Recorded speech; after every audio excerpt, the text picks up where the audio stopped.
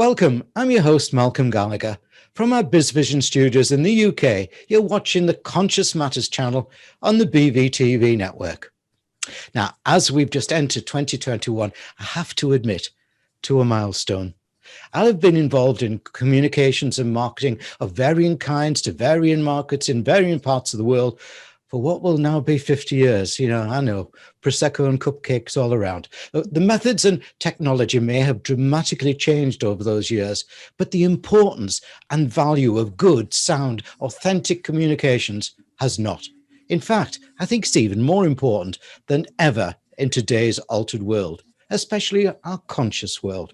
So I reckoned it was time to speak with an expert, the founder of OnyxComms. Onyx builds and protects the reputation of businesses through effective communications. Their specialist areas are crisis management, content creation, and communication support, including PR advice and planning. So let's go meet their CEO and founder, Anne Cantelo. Welcome, Anne. Hi, Malcolm. Hey, it's lovely to meet you, and welcome to 2021. Are you excited about it? Are you excited about it? I'm optimistic. I'm always an optimist, though. So yes, I'm excited. Yeah, I'm always a half full bottle too, as well. And it's 2021, and we're facing a year of big business challenges for all sizes and types of business. So why is it important that every business has an effective communications plan in place? What should their objective be with one? I think the issue with communications is that we all do it. So if you don't have a plan in place, you're probably doing it badly. The number one thing we see most of the time is that people haven't really recognised who they're communicating to or why. So, for example, if your main audience is white band man, then putting a whole lot of blogs on LinkedIn is probably not going to work because they're not going to read them. So it's understanding your audience and what they're going to digest. If you don't do that planning work, you're just not going to get it right. And you can make some real mistakes, which we get called into. Yes, I've heard of many poor ones. What was that one many years ago, Vauxhall Nova? The Vauxhall Nova car, which meant in Italy, no go. The world has rushed. Yeah, the world has rushed forward 9 years in the last 9 months of 2020. A lot of businesses have struggled to keep up with the pace, and they've lost momentum. So, how can good PR help them regain that momentum? I think the thing with PR is it is about reputation and awareness, and I think with good communications, it's about understanding what's happening in the world and then using that to really make sure that your position is in the right place. I think that one of the really big things that's come out of this is authenticity. I think it's become a word that everyone's talking about. It's so true. I think previously when you're in a sort of very plush office, with marble and brass and everything else everywhere, people sort of hid behind that.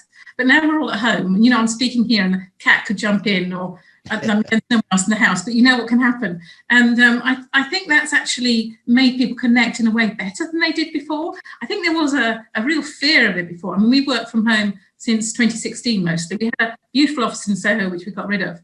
But since 2016, we've been working from home. And to begin with, we were slightly embarrassed about that. And we sort of kept up the front. But now no one needs to. And I think the authenticity makes a huge difference. And I don't think people have understood the impact on it yet. I think it's already making a difference to how customers relate to people. I think there may be places like banks, which are a bit different, but mostly what we're seeing is that customers actually prefer it.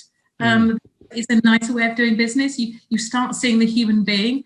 And as I said, the big mistake people make so often is they try and almost over-professionalize things. They try and be too perfect, too glossy. And as human beings, we don't actually like people who are perfect. We like to see the human. So I think the big difference this year is accepting that and accepting that, when none of us are perfect. We've all got things going on in our lives and the cat could jump up, but it doesn't actually matter. That's not important. Authenticity is more important. Yeah, I'm totally with you on that. A lot of business leaders are finding it hard to adjust. We'll come back to that one later on in our chat. Looking over your website at OnyxComms.com, and by the way, everybody on the screen behind me is the website. And for those who are listening, it's ONYX. That's Onyx OnyxComms.com, OnyxComms.com. Looking over the website, I saw that you have a speciality in reputation management. Now, that's something which I think too many businesses do nothing about. Having specialized in travel and hospitality for many years, I've presented many masterclasses and training on managing things like TripAdvisor. So I know how good or even damaging review sites can be. For those businesses who haven't yet got to genuine grips with reputation management, what do you say to them why it's necessary? Yeah, one of the first things is that it used to be, you know, you and I are old enough to remember, but it used to be said that, you know, yesterday's news is tomorrow's fish and chips paper. Yeah. That's no longer true. You know, anything that's bad that happens out there is always out there. If you don't take charge of your reputation, then your competitors will. And what we have two types of client. One are the ones we manage and we make sure damage never happens. You know, we you know, with any business, there are risks. Some risks are higher than others. So if you're a finance business, there's always going to be the person who doesn't get the loan and complains about that. You know, if you're a food business, there's going to be occasionally people who complain. And actually the difference between a good business and a bad business, it's not whether you have those problems, it's how you deal with them. And one of the reasons why Richard Branson was held in such high regard for a long, long time is that he's extremely good at managing problems. So there's a very famous case, I don't know if you know it, that he had a condom brand called Mates. And one of the first lot failed quite significantly, shall we say.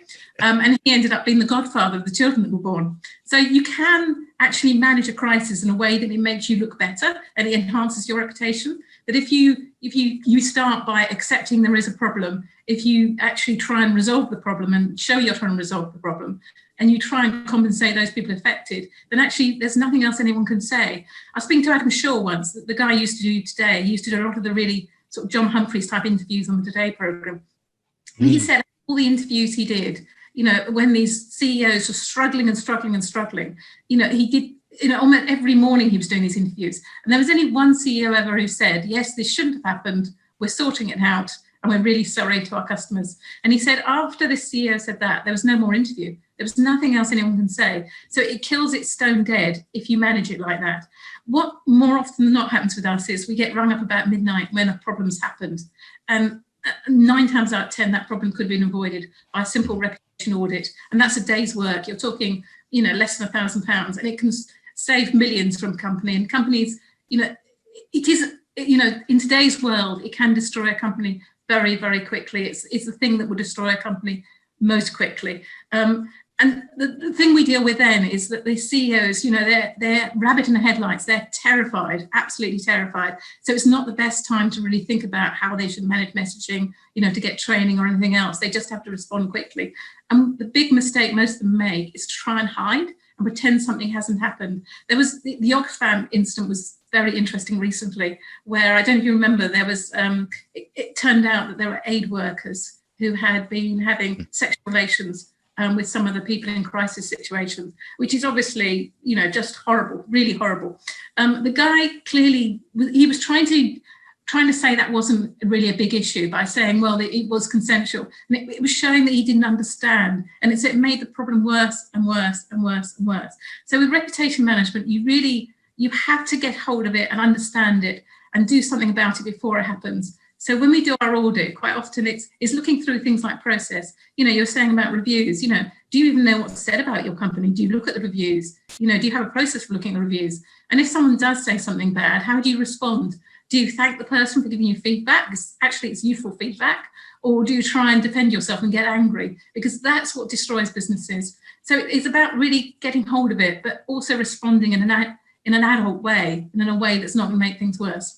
Yeah, I think emotional intelligence starts to play its part as well. Now, Yes. I just want to follow that one through a little bit more, because I think it's so important in this altered world that we've got, you know, where people are working from home, the CEO can't suddenly blow a whistle and he's got hundreds of aides around him and PR people and things like that, you know.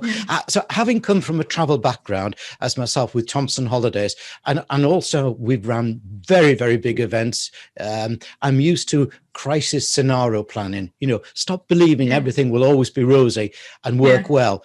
Do you think companies are awakening to the need for such advanced planning, scenario planning? No, are they still being far too reactive? No, they're being far too reactive. I mean, with we usually have to really push them that they want PR, month one, and we're saying no.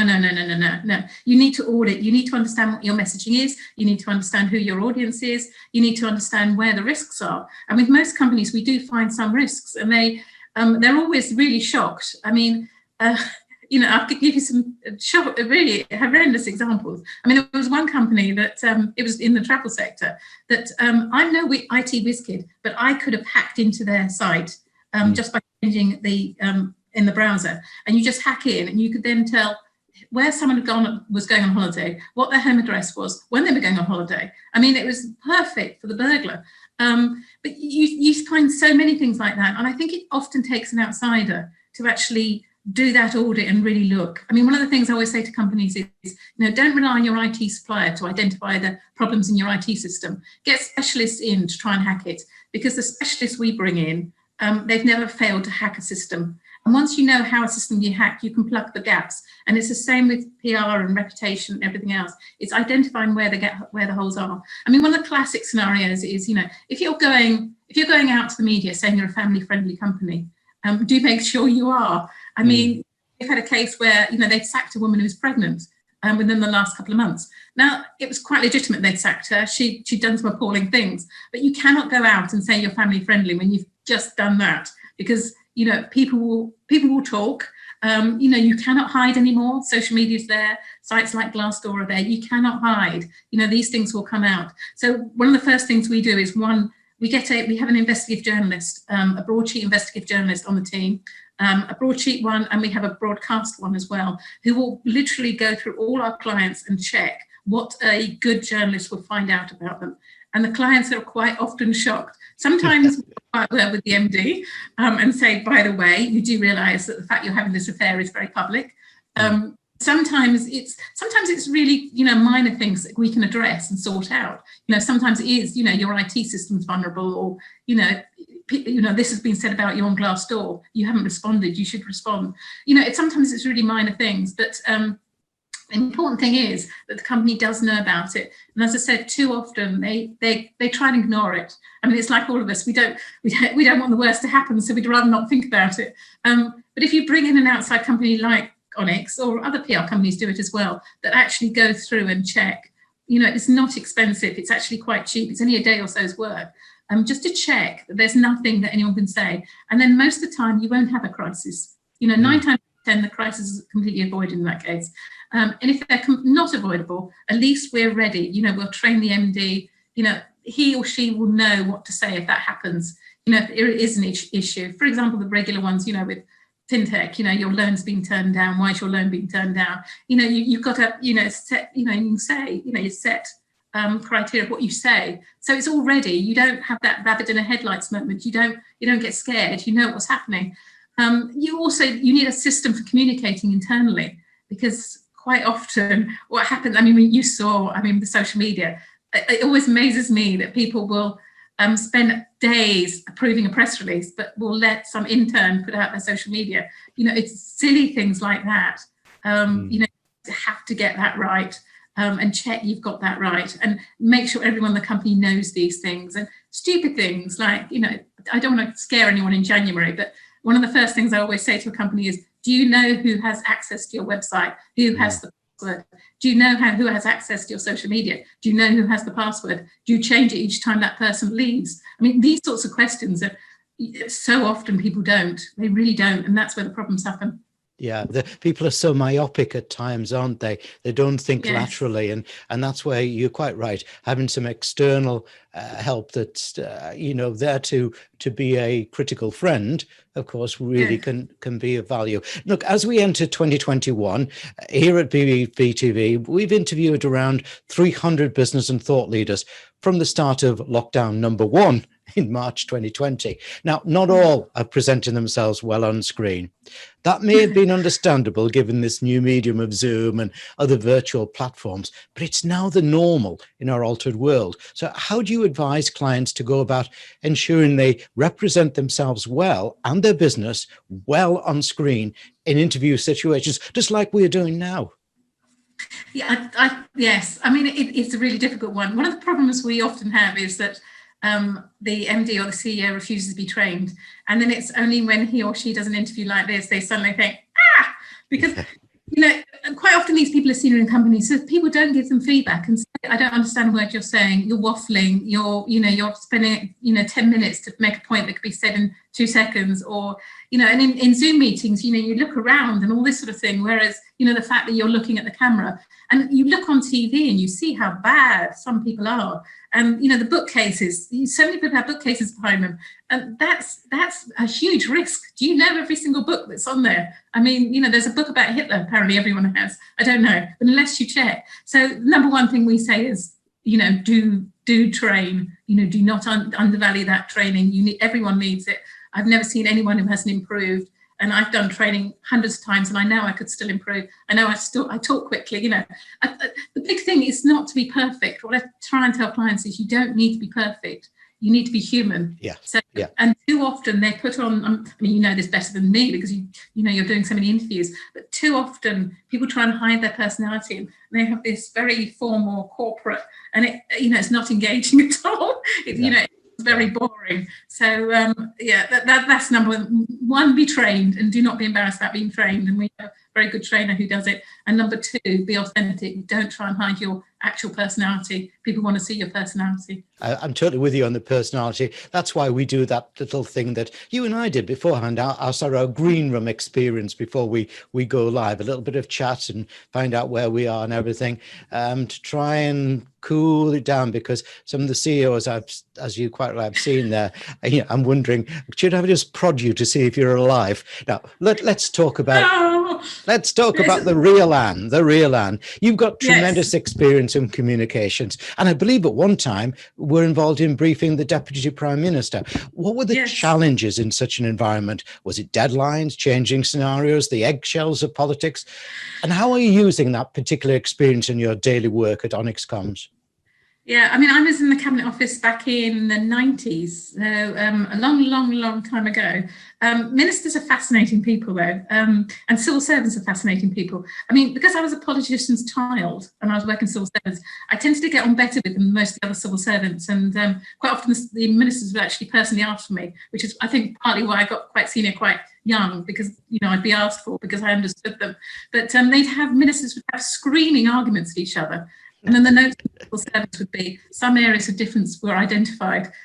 Honestly, it was hilarious. But yes, the biggest problem was deadlines. I think a lot of the civil service is about process, passports, and all that sort of thing. The area I was in was policy, and it is surprising, although perhaps not with the current regime, how quickly decisions have to be made. So sometimes we'd be, the minister would be in a meeting with another minister, and they'd be discussing something, and our minister would be losing the argument. So he would send down and demand extra briefing so he could win the argument. And, this is the day before internet. So, you'd be scribbling the answers. And even worse was when I used to sit on the floor of the House of Commons. I don't know if you've ever seen, but if you look at the speaker, both in the House of Lords and the House of Commons, to the left is a box with a whole lot of people in it, usually 3 or 4 people. Never mentioned, and it's absolute, tradition that they're never mentioned at all. They're civil servants. And if the minister answering the question on the floor is having a problem, he or she will send a runner to the civil servant. And again, you have to scribble the answer. So the pressure is enormous. I think, as I said, people tend to think civil service is quite laid back, but the pressure in those jobs is enormous, because what you say, you can hear it out the minister's mouth, and it can then become policy. So, it can be a huge pressurized environment, but also a lot of fun. I mean, I found that fun. I think the big thing I learned, I set up a tech company myself. So I've run tech startups. I've worked in big corporates. I worked for Circa for a while. I've worked in the public sector. So I think I've got a very unusual experience, and eclectic mix of experience that most PRs don't have. And it means that I can translate between the different cultures, and I understand what each of them wants.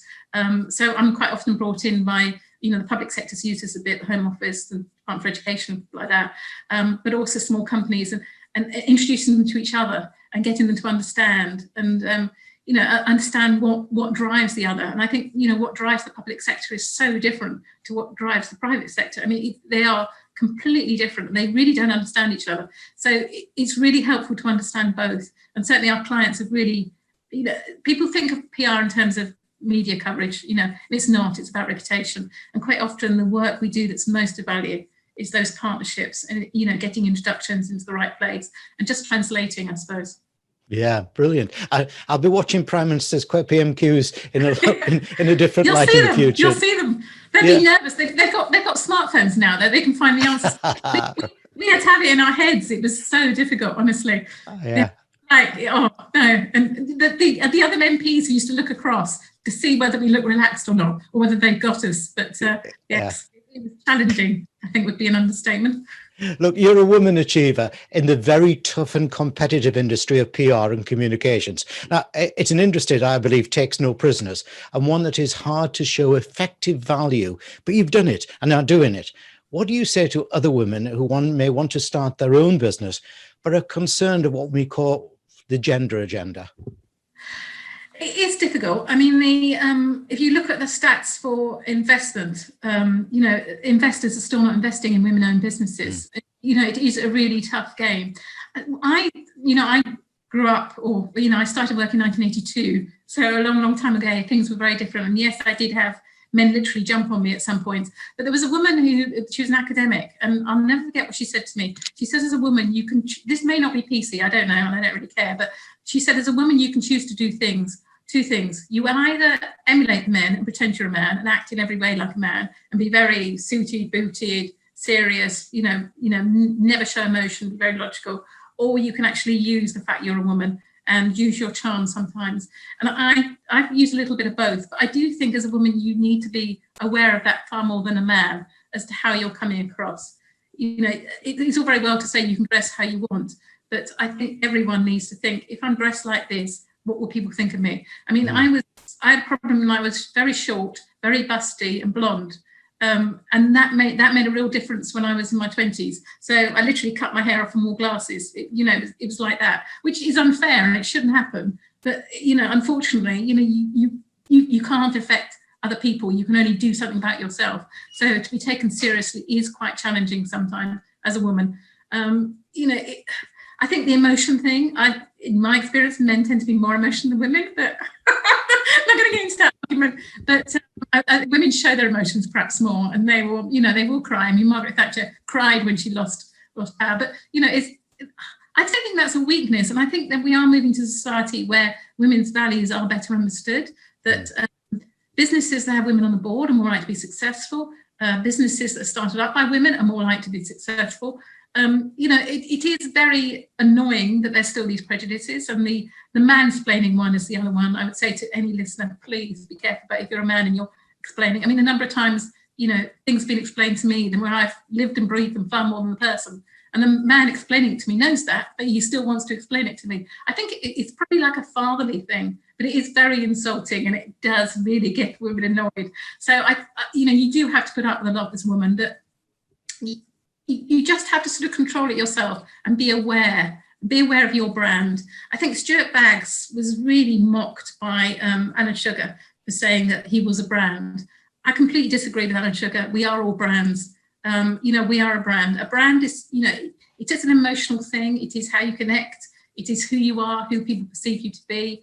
I'm known as being fast talking, very honest talking. In PR, you have to be quite blunt. And I think being blunt with a smile often helps, whereas if you're rude, it doesn't. So you do have to be really aware. So I think, as I said, it's unfair, but the facts of life. If you want to get on as a woman, you have to be far more aware of who you are, how you come across. And that's everything from the way you dress to the way you speak. It is tough, but it is getting better. I would encourage women and say it is getting better, and people are beginning to understand that, women are not second class.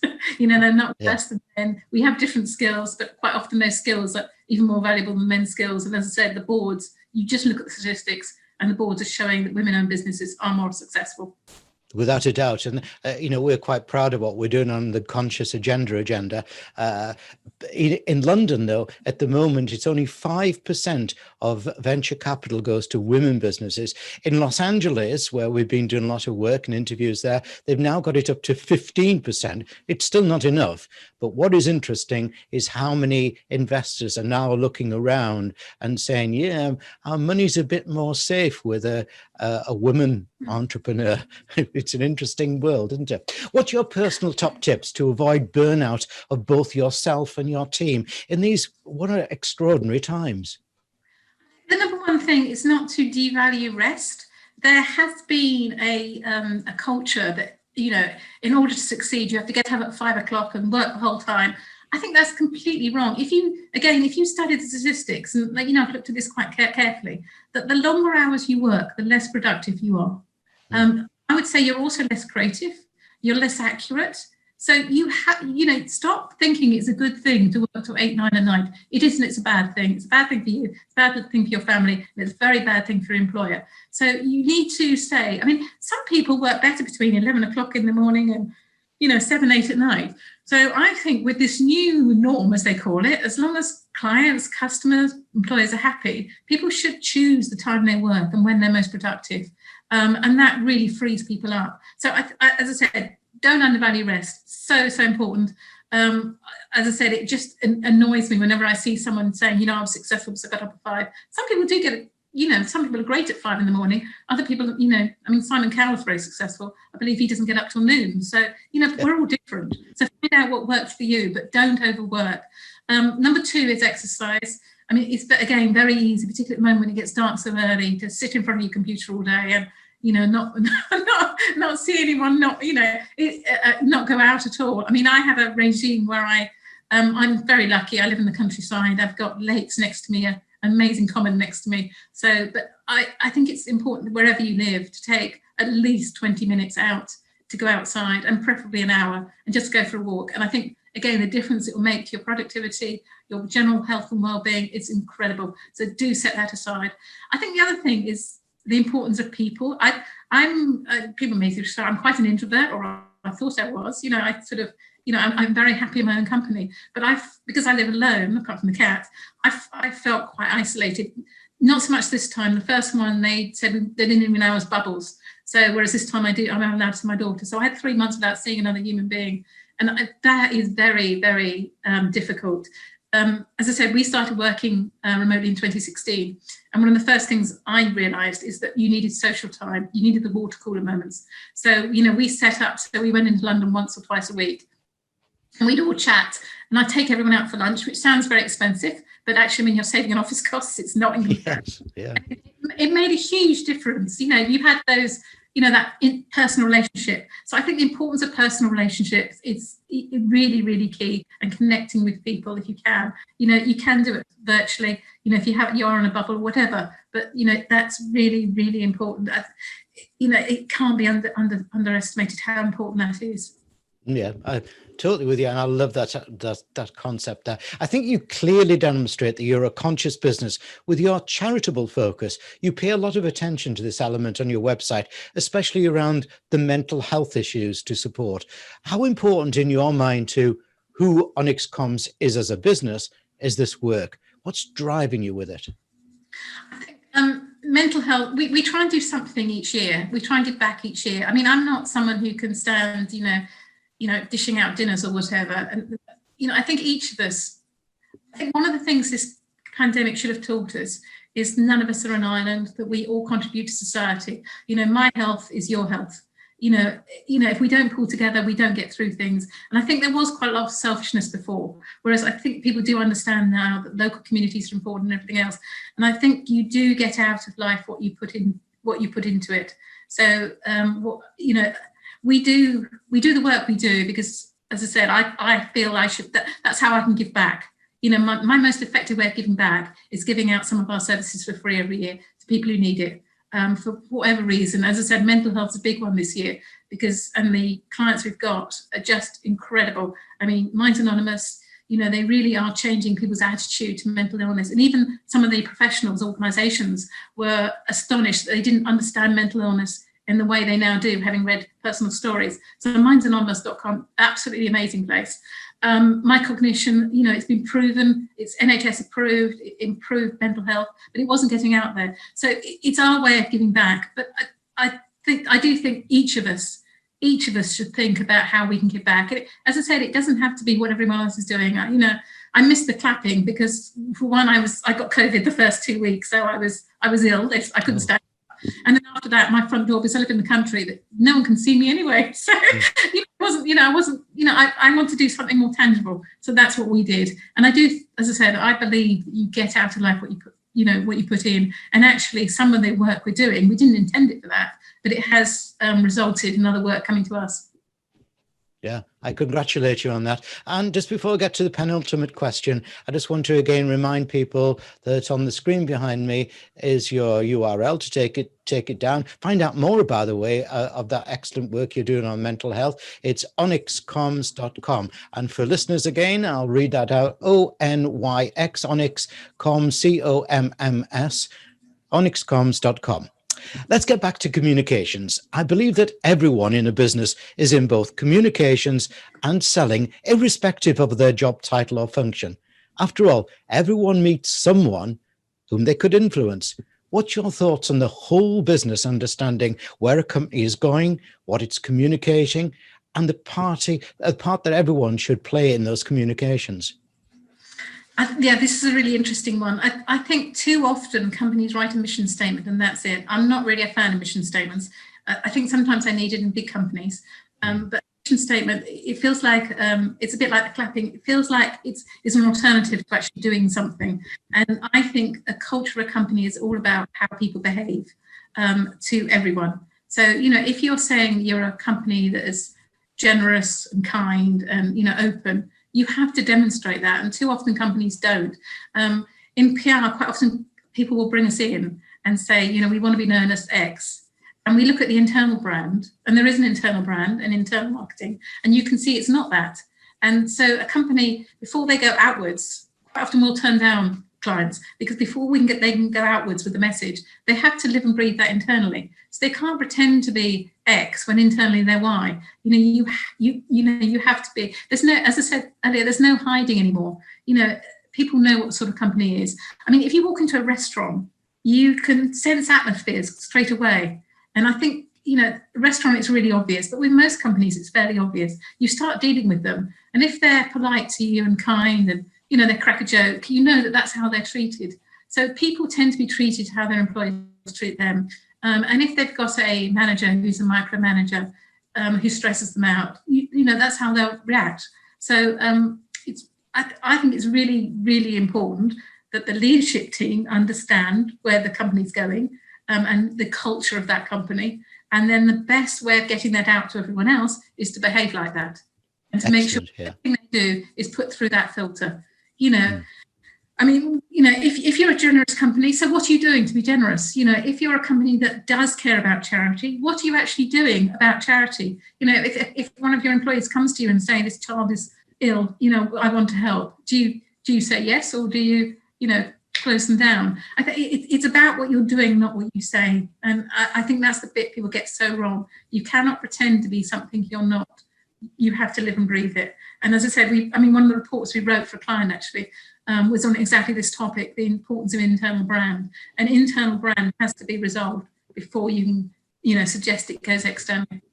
Excellent. Yes. Yeah. And how many companies sort of say we're really customer caring and they're not? Well, no, go that way. We haven't got time to do all that. Look, it is the final question, though, sadly. But I like to give all my guests 3 wishes. Your 3 wishes are for what businesses should be doing now to ensure that they are more visible in 2021. First of all, understand your audience. If you don't understand your audience, it's a bit like setting off on a journey without knowing where you're going to go. There's no chance of you reaching your audience unless you understand who they are and how they digest information. So you're not going to get out there unless you understand that. Number 2, authenticity. I've said this word a lot, and I know it's become a bit of a mantra, but it is so important. Be who you are. Don't write a mission statement that doesn't recognize who you are or where the culture is. Be authentic, both as individuals and as a company. And, don't worry if the cat runs across the screen or whatever. That's human beings, and people like human beings. So be authentic. I had to try to think of my 3rd one. Well, you can keep it till we can keep it until we met next week. You can bank. The last one was reputation. That was the last one. Right. Reputation. PR is not about column inches. That's a lot of people get journalists to do their PR. Journalists are very useful. We have them in the team, and they can become fantastic PRs, but they're not PRs, because PR is about reputation management. And if you don't get hold of your reputation, your competitors will. You need to understand where the dangers are, what could be said about you, what is being said about you. Basically, if everyone has PR, if you don't take control of your PR, someone else will. So do take control of it, because people will talk about you. And if you don't know what you want them to say, then how can you make sure they say it? And I really like that third one, by the way. And I think you did it so dramatically, by the way. Just held it back so that we could grasp it. Yeah, I like it. It's good. It's good. It's what happens when you get to a certain age, isn't it? Your brain goes. Ooh, I wouldn't know. I haven't got there yet. And Cantelo of OnyxComms, thank you for a fantastic interview. I thoroughly enjoyed it. My number one of 2021. Thank you again for that great interview. Thank you, Malcolm. I'm pleased to be number one.